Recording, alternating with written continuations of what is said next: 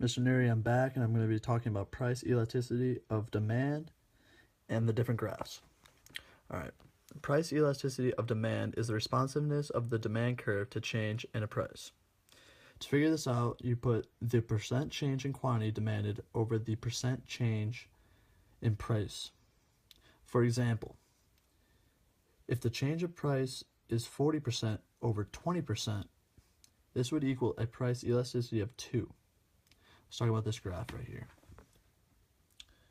This graph is elastic and it is very responsive to change and has flat slopes. But on the opposite hand, the inelastic, it is not very responsive to change and it has steep slopes. Let's compare the two, shall we?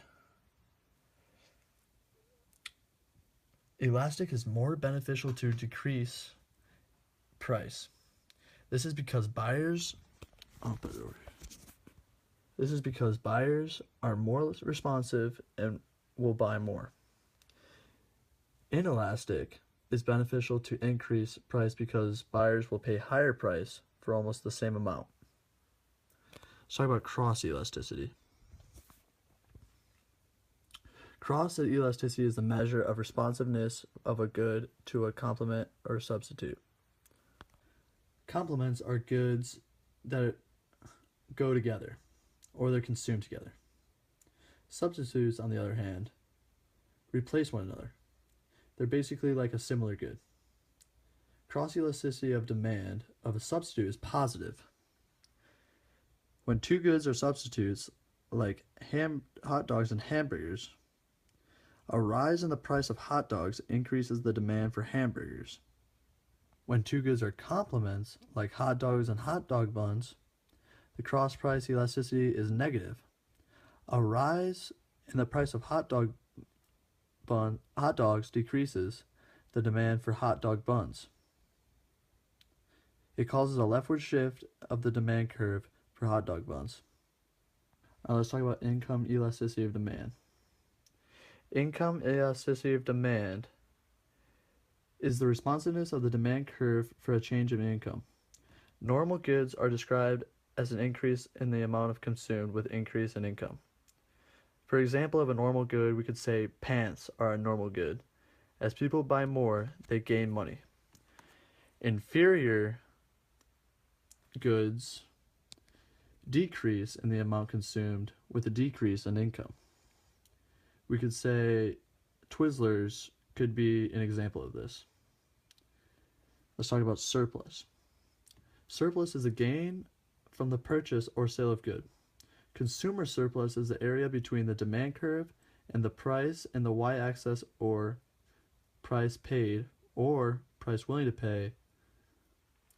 Producer surplus is the area between supply curve and the price live or revenue cost of production. Let's talk about market efficiency. Let's talk about market efficiency. Market efficiency is the max surplus because everyone is willing or able to pay at above the price or able to buy one. All the sellers below the equilibrium have to sell. Under production on the graph would mean that more people could be buying and selling, creating more revenue and more money. Let's talk about dead weight loss.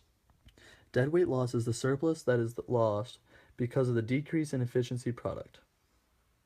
Let's talk about tax incidence. Tax incidence move the equilibrium up the amount of tax, and the amount consumers pay of tax is the distance between the equilibrium price and the new price times the new quantity. Tax revenue is just the tax amount times the quantity sold. Utility, let's talk about utility real quick.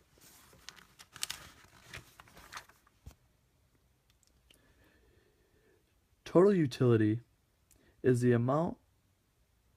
total amount of satisfaction gained. Marginal utility is just the difference between the total utilities.